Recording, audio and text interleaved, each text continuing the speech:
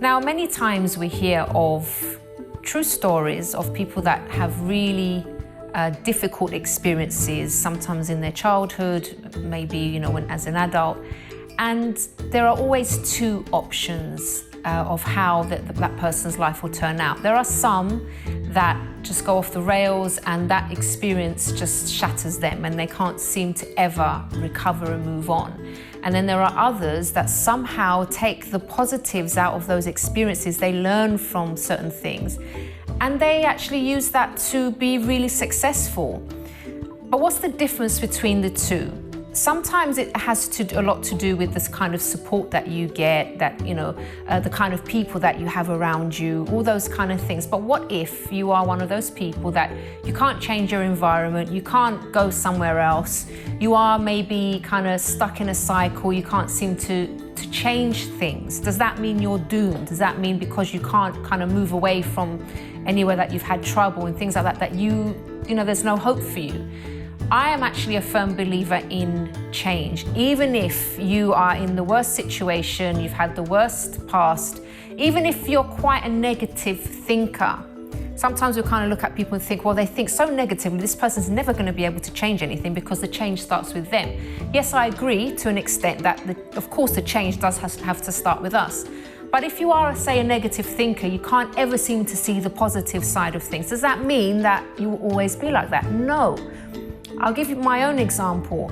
I was not a positive thinker before. I never used to see the light at the end of the tunnel, the lining on the clouds, all that kind of stuff. I was very, very negative. I was always used to think of the worst things. I always used to think of negative things. And at the time, it did affect me. But I learned how to think positively. I learned how to look at the bright side of things. So because I got the right kind of support, I was able to change my thought processes, and that's what led me to become successful in life.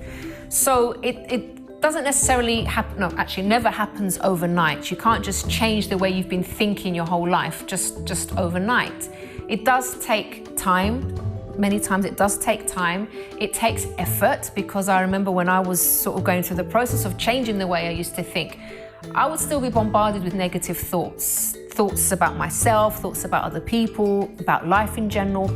But I had to learn to start kind of identifying those thoughts and fighting against those thoughts and turning them into something else. And that does take sacrifice, it does take effort. Sometimes it feels like your mind's gonna explode and it's tiring, it is tiring. But if you keep on and you keep pushing through, you can eventually become a person that will be able to think positively from now on. It's not to say that the negative thoughts do not come. These kind of thoughts come to all of us. They're inevitable, they will always knock on our door. But it's up to us then how we deal with those thoughts, what we do with them, if we're going to let them affect the way that we feel about ourselves, the way we feel about life in general, or not.